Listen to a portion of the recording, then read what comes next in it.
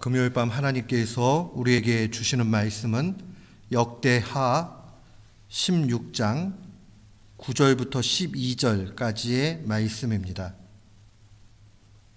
구약성경 676면 역대하 16장 9절부터 12절까지의 말씀.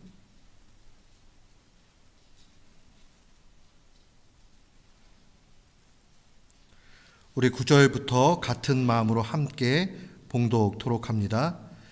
여호와의 눈은 온 땅을 두루 감찰하사 전심으로 자기에게 향하는 자들을 위하여 능력을 베푸시나니 이 일은 왕이 망령되이 행하였은즉 이후부터는 왕에게 전쟁이 있으리라 하매 아사가 노하여 선견자를 옥에 가두었으니 이는 그의 말에 크게 노하였음이며 그때에 아사가 또 백성 중에서 몇 사람을 학대하였더라.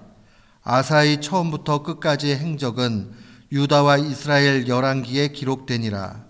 아사가 왕이 된 지 39년에 그의 발이 병들어 매우 위독했으나 병이 있을 때에 그가 여호와께 구하지 아니하고 의원들에게 구하였더라. 아멘. 저는 오늘 본문 말씀 역대하 16장 9절로 12절 말씀을 통해서 보이는 것이 전부가 아니다 라는 제목으로 주의 말씀을 선포하도록 하겠습니다. 시작이 참 중요합니다. 일의 시작도 그렇고 어떤 것을 하든지 간에 시작은 매우 중요합니다. 근데 시작만큼이나 또한 중요한 것은 마무리하는 겁니다. 글 쓰는 사람들이 맨 마지막에 자기 원고를 다듬는 과정을 퇴고라는 말로 사용을 합니다. 원고를 마지막 다듬는다. 많은 작가들이 이야기할 때에 작가의 실력, 그것이 바로 이 퇴고에서 나오고 또 기억에 남을 수 있는 그러한 명문장, 그 문장도 역시 퇴고 가운데 나온다라고 얘기합니다. 우리가 잘 아는 프랑스의 작가 베르베르는 이런 이야기를 했어요.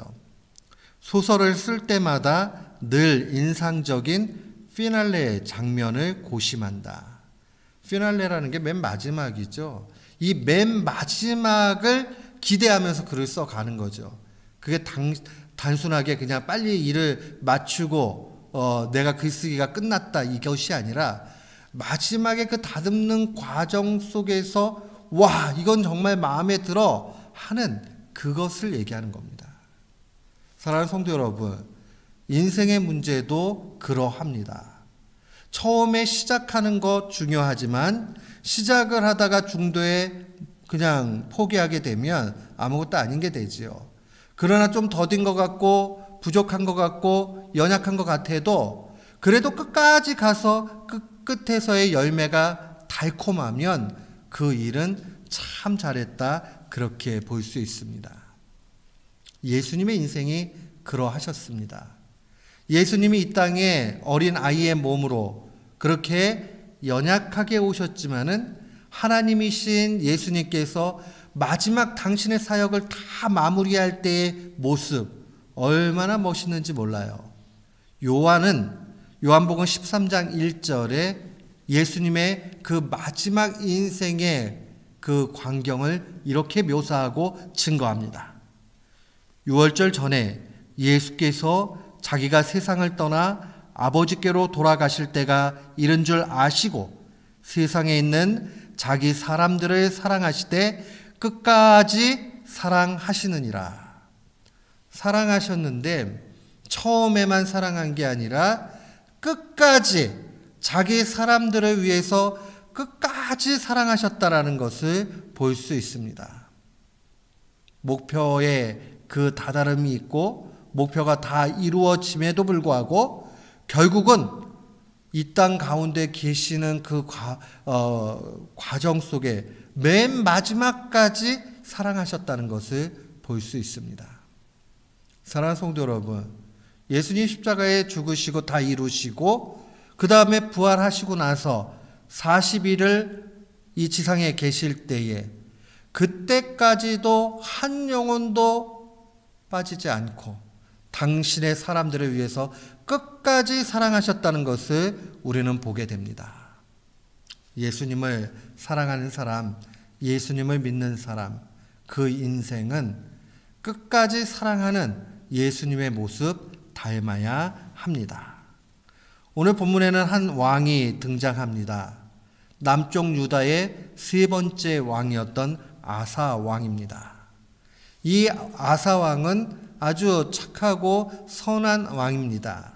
그런데 그의 인생을 쭉 살펴보다 보면 아쉬움이 있고 마지막 그의 인생의 마무리를 보면 야, 이렇게 마무리하면 안 되는데 라는 생각을 하게 됩니다.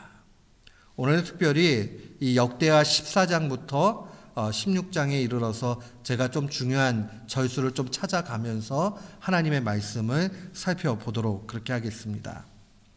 이 역대하 14장 2절부터 5절 말씀인데요.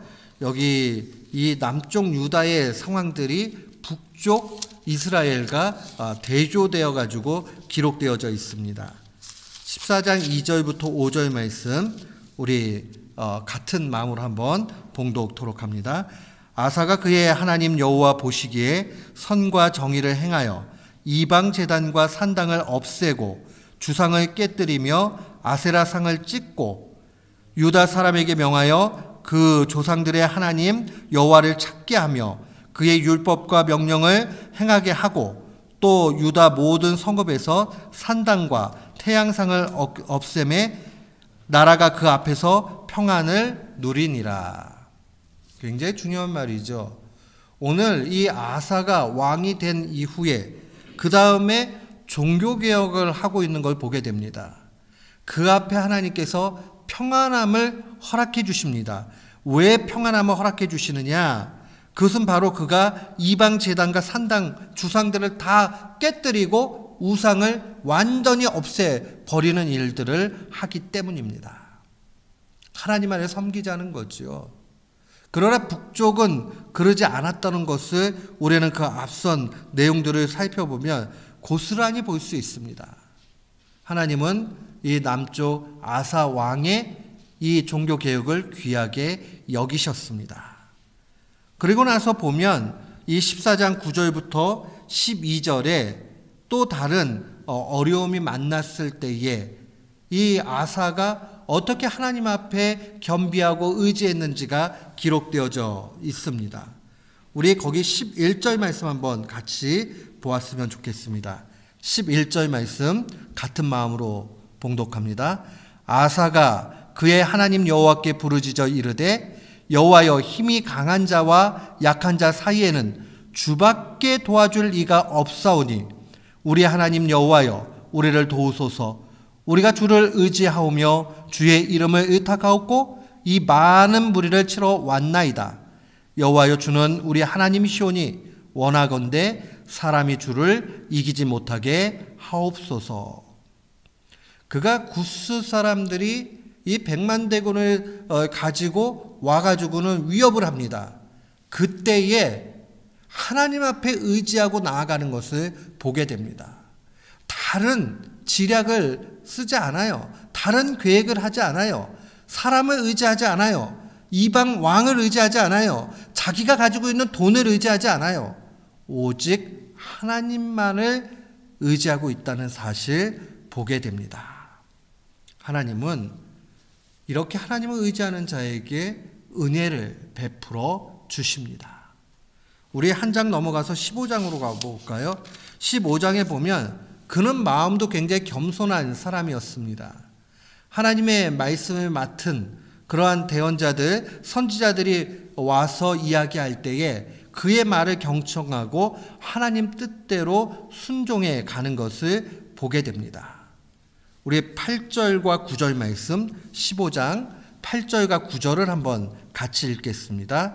아사가 이 말 곧 선지자 오뎃의 예언을 듣고 마음을 강하게 하여 가증한 물건들을 유다와 베냐민 온 땅에서 없애고 또 에브라임 산지에서 빼앗은 성읍들에서도 없애고 또 여호와의 낭실 앞에 있는 여호와의 제단을 재건하고 또 유다와 베냐민의 무리를 모으고 에브라임과 므낫세와 시므온 가운데에서 나와서 저희 중에 머물러 사는 자들을 모았으니 이는 이스라엘 사람들이 아사의 하나님 여호와께서 그와 함께 하심을 보고 아사에게로 돌아오는 자가 많았음이더라. 이게 무슨 얘기냐? 이 오뎃이라는 선지자가 하나님의 그 뜻을 받게 됩니다. 그러면서 모든 우상물들을 더 없애고 여호와의 제단을 다시 한번 재건할 것을 이야기합니다. 그는 그대로 순종하지요. 그랬더니 하나님을 잘 섬기는 이 모습을 바라보면서 유다와 베냐민은 남쪽 유다 족속, 유다 땅에 그 거하는 족속들이지만 에브라임과 므낫세와 시므온은 원래는 북쪽 10지파에 간 그러한 지파들이잖아요. 근데 당시에는 이게 이제 초창기에 이게 분리가 된 지가 그렇게 오래된 것이 아니기 때문에 왕래가 자유로웠습니다. 북쪽에서 남쪽으로도 오고 남쪽에서 북쪽으로도 갔어요. 그런데 이 아사 왕이 하나님 뜻대로 잘 그렇게 순종하고 나아가니까 하나님도 기뻐하시지만 뿐만 아니라 그 이스라엘 민족 12지파 가운데서 특별히 에브라임과 므낫세와 시므온 이 남쪽과 가까운 땅을 가지고 있는 이 사람들이 이 남쪽 유다로 오는 그러한 기적과 같은 일들이 나타나게 됩니다. 사랑하는 성도 여러분, 하나님을 잘 섬기는 사람, 그 사람은 하나님의 사람들의 마음을 얻게 되어져 있습니다. 그러니까 하나님 뜻대로 해서 세상 사람들이 미워하는 것은 세상 사람들이 하나님을 알지 못하기 때문에 미움을 받는 거예요. 그건 당연하지요. 핍박을 받는 것은 당연해요. 그런데 하나님을 잘 믿고 영적으로 깨어져 있는 사람에게 인정받는 사람, 그 사람은 그 또한 하나님을 잘 섬기고 있기 때문에 그러한 결과를 얻게 됩니다. 그 다음에 이 아사 왕이 엄청난 일을 합니다. 16절과 17절 말씀에 보면 아사 왕의 어머니 마아가가 아세라의 가증한 목상을 만들었기 때문에 태우 자리에서 완전히 폐위를 시켜버립니다. 이 말씀을 우리가 보면 그가 자기의 어머니인 마아가를 그렇게 폐위시킬 때 마음이 좋았겠어요? 그렇지만 하나님의 관점에서 봤을 때 그 일들을 순종하며 나아가게 됩니다. 결국 이 14장과 15장의 말씀까지 와서 보니까 결론은 무엇이었느냐? 15장 맨 마지막 19절 말씀 보십시오. 이때부터 아사왕 제35년까지 다시는 전쟁이 없으니라. 결국 거의 30년 정도를 전쟁 없이 이 작은 나라가 하나님의 은혜 가운데서 그렇게 살게 되는 것을 보게 됩니다. 그리고 나서 우리가 오늘 16장으로 오게 되지요. 이 16장에 오게 되니까 이제 어려움이 또 하나 찾아옵니다. 우리가요, 믿음이 언제나 좋으면 좋은데 그러지 못할 때가 많아요. 그래서 때때로 하나님은 우리에게 테스트도 하시고 또 우리를 강하게 하기 위해서 시련, 트라이얼, 그 시련도 주시는 것을 보게 됩니다.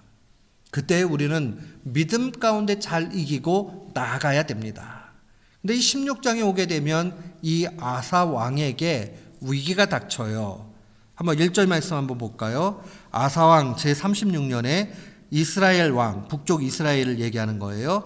바하사가 유다를 치러 올라와서 라마를 건축하여 사람을 유다 왕 아사에게 왕래하지 못하게 하려 한지라. 이제 북쪽에서 라마라는 것은 높은 곳 이런 뜻이에요. 높은 망대 같은 것을 갖다가 건축을 해가지고요, 왕래하지 못하도록 그렇게 방해를 합니다. 그러고 나니까 이 아사 왕이 괘씸하죠. 저 북쪽 이스라엘이요. 화가 나요. 그럼 화가 나고 어려움이 있게 되면 이전과 같이 하나님 앞에 기도하고 나아가야 되는데 그가 그렇게 하지 않습니다.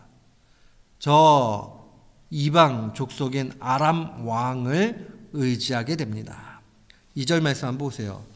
아사가 여호와의 전 곡관과 또 왕궁의 곡간에 은금을 내어다가 다메섹에 사는 아람 왕 베나닷에게 보냈다.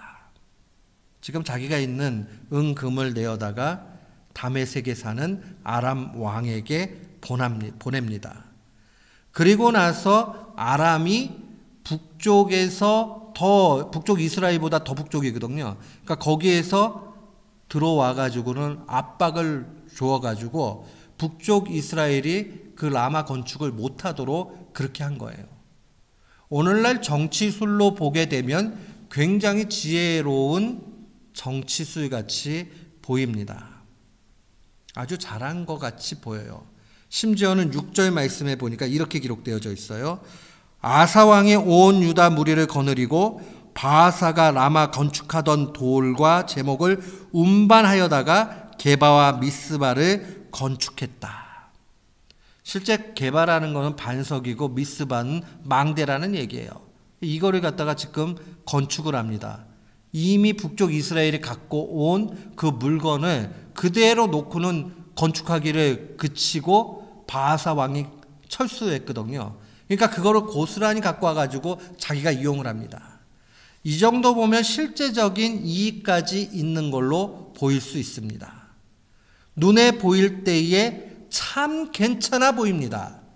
그런데 하나님 보시기에는 이것이 문제라고 오늘 주의 말씀은 증거합니다. 세상의 눈과 세상의 지혜로 볼 때에는 이게 아주 잘한 거예요. 아람을 통해서 북쪽 이스라엘을 압박하고 그 다음에 북쪽 이스라엘이 갖고 온 모든 것을 내 것으로 만들었으니 얼마나 좋습니까? 그러나 하나님 보시기에는 그것은 잘못된 일이라 그렇게 증거되어져 있습니다. 사랑하는 성도 여러분, 우리가 이쯤 여기서 한번 우리의 마음을 생각해 봐야 됩니다. 아사 왕은 자기가 뛰어난 그러한 정치를 통해서 아람을 움직였다고 생각할 수 있습니다. 아람 왕에게 의지를 했다라고 볼 수 있습니다. 그런데 중요한 사실은 그는 그 이전까지는 하나님 앞에 무릎을 꿇었지만 선지자의 이야기를 들었지만 이제는 교만해졌어요. 그리고 자기 왕궁과 여호와의 전에 있는 은과 금을 의지합니다. 실상 우리가 볼 때에는 그냥 아람 왕을 의지했나 보다라고 생각이 들지만 그는 은금을 의지해서 아람 왕을 움직이는 거죠.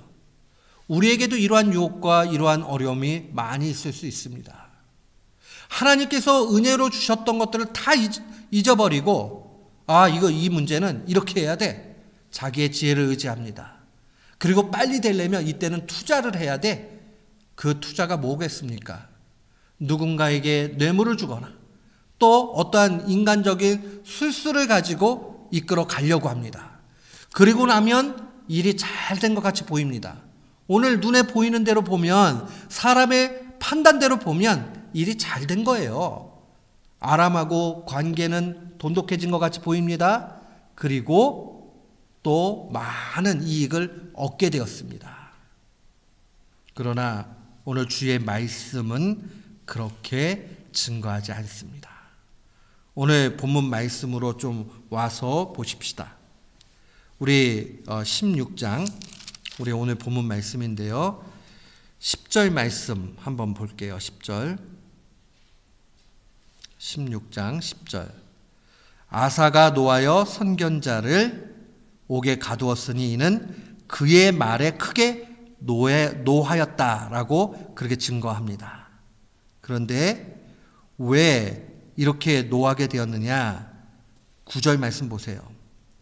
여호와의 눈은 온 땅을 두루 감찰하사 전심으로 자기에게 향하는 자들을 위하여 능력을 베푸시나니 이 일은 왕이 망령되이 행했기 때문이다. 왜 그러느냐? 8절 말씀으로 와서 보세요. 구스 사람과 룻 사람의 군대가 크지 아니하며 말과 병거가 심히 많지 않더이까.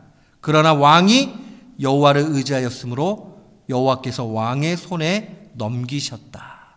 구스와 룹이 이 이스라엘 유다 땅을 점령하기 위해서 그렇게 왔을 때에 하나님 의지함으로 하나님이 이기게 해주셨는데, 이제는 하나님을 의지하지 않고 자기를 의지하고 간다라고 이야기하는 겁니다.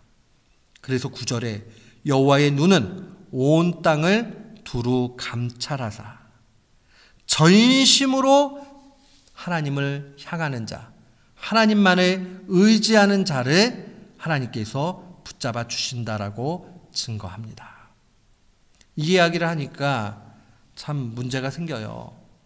오늘 앞서서 10절 말씀을 보니까 아사가 노하여 선견자를 옥에 가둬버립니다.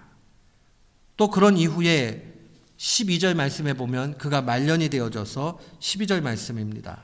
아사가 왕이 된 지 39년에, 그러니까 제법 오래된 시간이에요. 그의 발이 병들어 매우 위독했으나 병이 있을 때에 그가 여호와께 구하지 않고 의사에게 구했다.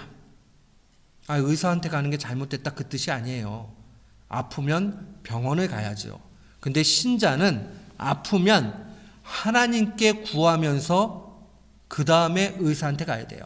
오늘 이 역대하가 고발하고 있는 내용은 하나님은 뒤로 제쳐놓고 하나님과는 무관하게 이거는 의사가 고쳐줄 수 있어 라는 그런 생각에 인간적인 그러한 선택을 한 것을 책망하는 메시지입니다. 사랑하는 성도 여러분, 아사 왕과 같이 이렇게 처음에 신앙이 좋았었고 30여 년 이상을 그렇게 태평성대를 누렸지만은 나머지 불과 한 3, 4년을 온전히 마무리 못해서 안타까운 모습을 보이는 인생도 분명히 있습니다. 오늘 우리가 이 메시지를 좀 봐야 됩니다. 그가 오뎃 선지자의 말에 대해서는 마음을 열고 들었는데 왜 하나님 선지자가 하나님의 말씀을 증거할 때에는 듣지 않았을까요? 어두워진 거예요. 교만해진 거예요. 그 30여 년을 평탄하게 지내고 나니까 그 다음에 하나님을 잃어버리게 된 겁니다. 9절 말씀, 우리의 마음을 다시 한번 되새겨야 되겠습니다. 하나님의 눈은 언제나 온 땅을 두루 감찰하십니다. 이 감찰한다라는 말은 정말 현미경으로 작은 것까지 본다 하는 그런 의미예요. 그러니까 하나님에게는 놓치는 바가 없어요. 일거수일투족, 우리가 하는 모든 것, 움직이는 것, 보이지 않게 우리가 숨쉬는 것까지도 주님은 다 알고 계신다는 겁니다. 그렇기 때문에 전심으로, 이 말이 중요해요. 원래 히브리 말 자체에는 전심으로라는 말이 심장이라는 말에서 비롯된 단어로 쓰여져 있어요. 심장. 근데 이 심장이라는 것은 이스라엘 그 히브리 민족들은 어떻게 생각을 하냐면, 우리가 뭔가를 이해하는 거, 언더스탠딩 하는 지적인 거, 그 다음에 우리가 feeling, 느끼는 정적인 것, 우리가 무언가를 결단 내리고 의지적으로 하는 will, 이 모든 것을 포함할 때 쓰는 말이에요. 그러니까 전심을 다한다 그 얘기는 우리의 생각과 우리의 마음과 우리의 의지와 우리의 감정과 이 모든 것을 다해서 이 모든 것이 하나님께만 집중하는 모습을 의미합니다. 사랑하는 성도 여러분, 우리의 신앙의 모습이 이 모습 돼야 됩니다. 전심으로 하나님을 향해야 됩니다. 머리로는 향해서 알아요. 하나님이 이렇게 하라고 했어. 그냥 내일부터 하면 안 될까? 이 마음이 온전히 가지를 못해요. 마음도 맞아. 야, 그렇게 해야 돼. 근데 의지가 약해요. 그래서 그 다음에 하지 못해요. 이러면 안 된다고요. 우리의 머리도, 우리의 가슴도, 우리의 결단도 모두 하나님을 향해서 나아가야 됩니다. 하나님을 떠나서는 아무것도 할 수 없다라는 사실을 우리는 바라봐야 됩니다. 그렇게 될 때에 우리는 눈에 보이는 반짝반짝한 것만을 추구해 가지 않습니다. 옛날 중학교 때 영어 공부할 때 그런 영어책에 문장이 있어요. 반짝반짝거린다고 다 금은 아니다. 그게 그 미국 사람들 격언이잖아요. 반짝반짝거린다고 다 금은 아니다. 정말 아람을 의지해 가지고 이스라엘을 물리치고 또 많은 재물과 목재와 이익을 얻었지만 반짝반짝거리는 것 같이 보일지 몰라도 하나님 눈에는 그것이 타락의 길이요 결국은 전쟁이 날 수밖에 없는 혼돈의 원인이 되었다는 것 우리는 볼 수 있습니다. 사랑하는 성도 여러분, 우리 다시 한번 우리의 마음을 되새겨 봅시다. 선지자가 옥에 갇히면서까지 주의 말씀을 증거했던 그 내용, 전심으로 하나님에게 향하는 자에게 베드로 사도는 전심으로 하나님께 향한다는 것을 이렇게 증거하고 가르쳤습니다. 베드로전서 4장 11절 말씀입니다. 우리 베드로전서 4장 11절 말씀 한번 찾아보는데요. 우리가 베드로 사도가 왜 이 말씀을 하나님께 받아서 그렇게 간곡하게 적고 있는가 하는 것을 봐야 됩니다. 바로 이 11절에 있는 4장 11절에 있는 이 말씀이 곧 전심으로 향하는 사람의 실천의 모습입니다. 우리 같이 한번 읽어볼까요? 만일 누가 말하려면 하나님의 말씀을 하는 것 같이 하고 누가 봉사하려면 하나님이 공급하시는 힘으로 하는 것 같이 하라. 모든 것을 하나님의 영광을 위해서 하는 것이죠. 우리가 말을 하는 것이나 우리가 행동하는 것이나 우리가 심지어는 누군가를 섬기고 봉사하는 그 모든 것도 하나님과 관련되어서 하나님이 공급하시는 힘으로 하나님 말씀을 하는 것처럼 그렇게 살아가야 되는 것을 증거합니다.